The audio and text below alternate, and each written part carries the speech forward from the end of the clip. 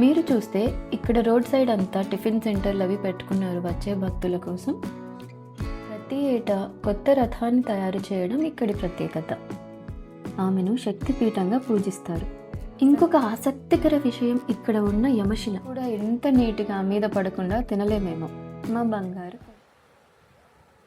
Hello రాసమ్ viewers, welcome to Tara travel talkies. ఇవాళ మేము పూరి జగన్నాథుని దర్శనం కోసం పొద్దున్నే 5 గంటలకల్లా గుడి దగ్గరికి వచ్చేసాము. ఈ తెల్లవారుజామున గుడికి చేరుకోవడానికి మనకు ఆటో లాంటివి ఇక్కడ అందుబాటులో ఉంటాయి హోటల్ దగ్గర నుండి.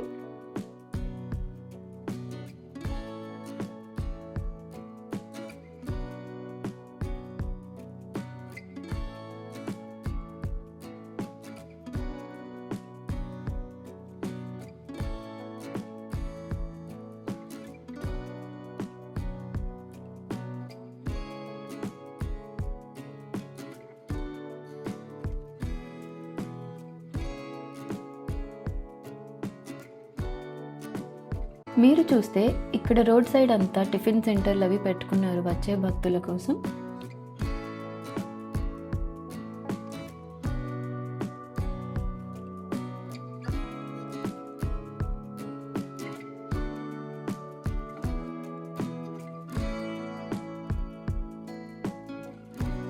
ఇక్కడ మేము వేస్తున్న ప్రతి అడుగు మనకెంతో ఇష్టమైన పూరి జగన్నాథుని రథయాత్ర జరిగే వీధిలోనిదే.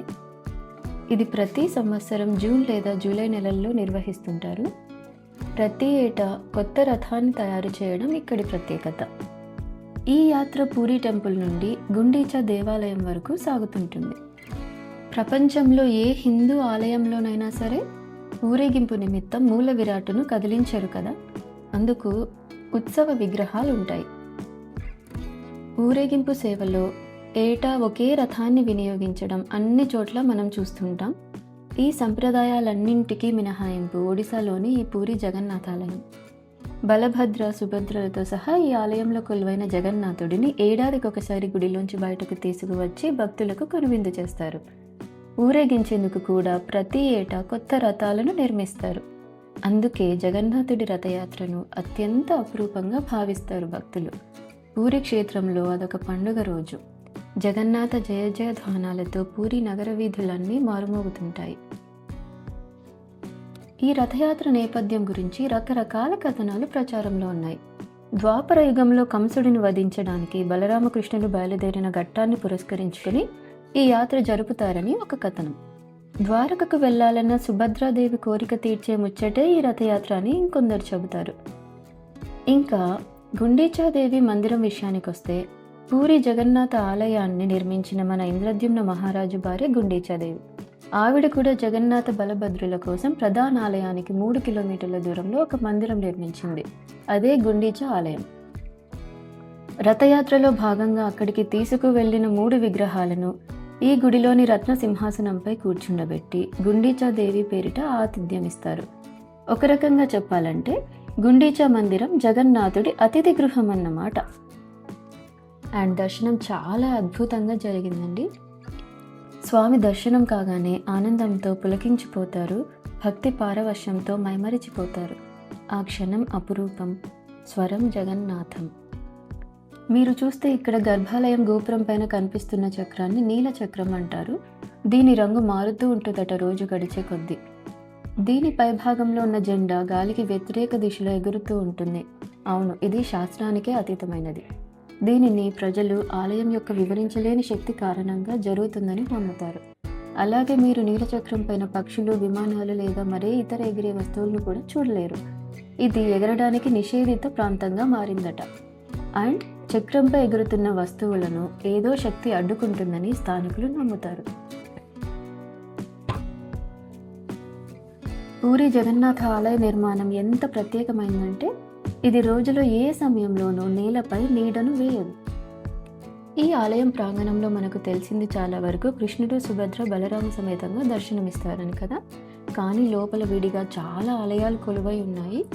వాటిలో మహాలక్ష్మి, సరస్వతి, నరసింహ, మంగళమాత, దుర్గా, శ్రీదేవి, గణేశుని ఆలయం ఇలా చాలా ఉన్నాయి. అన్నింటిలో ప్రసిద్ధి కాంచింది బిమలాదేవి ఆలయం. ఆమెను శక్తిపీఠంగా పూజిస్తారు. సతీదేవి శరీర భాగాలు పడిన స్థలాలు శక్తిపీఠాలుగా మనకు తెలుసు. అలా అప్పుడు ఆమె పాదాలు పూరిలో పడ్డాయని, అందుకే అది బిమలాదేవి శక్తిపీఠం అయింది అని అంటారు.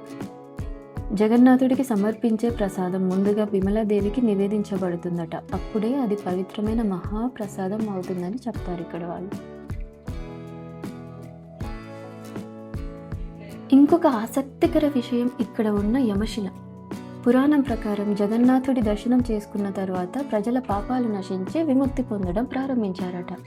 దీంతో యమధర్మరాజుకి పని లేకుండా పోయిందట. అది చూసిన యమరాజు జగన్నాథుని దగ్గరికి వెళ్ళి, ఓ ప్రభు, మనుషులు తాము చేసిన పాపాల నుంచి విముక్తి పొందడానికి మీరు ఈ సులభమైన పరిష్కారం అయితే చెప్పారు.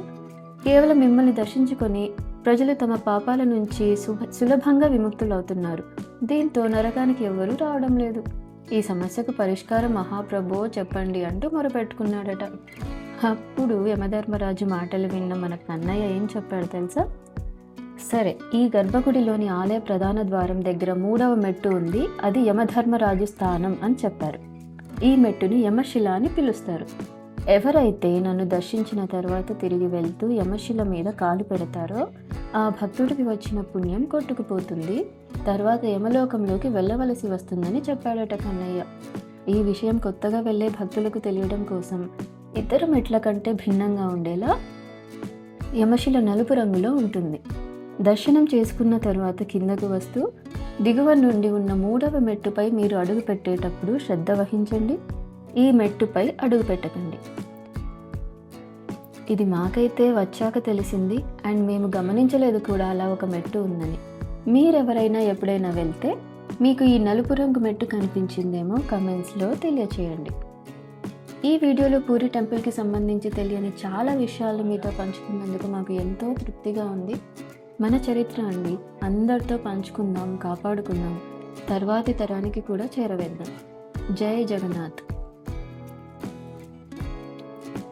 అలా ఇక బ్రేక్ఫాస్ట్ టైంకి మా హోటల్కి వచ్చేసాం. తారా ఫేవరెట్ అయిన వాటర్ మిలన్ని లాగించేయడం స్టార్ట్ చేసింది. మనం కూడా ఎంత నీట్గా మీద పడకుండా తినలేమేమో. మా బంగారు కొండ.